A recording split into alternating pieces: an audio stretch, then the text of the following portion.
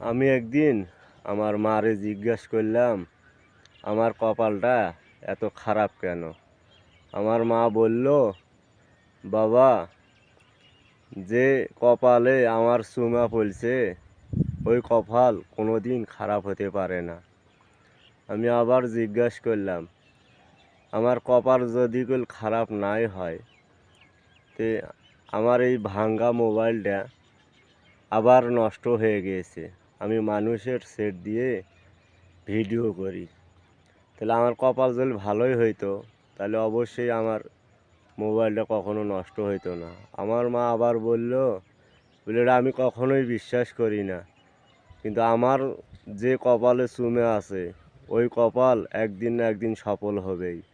সবাই যারা মাকে ভালোবাসবেন বা বাসেন সবাই কমেন্টে জানিয়ে দিবেন।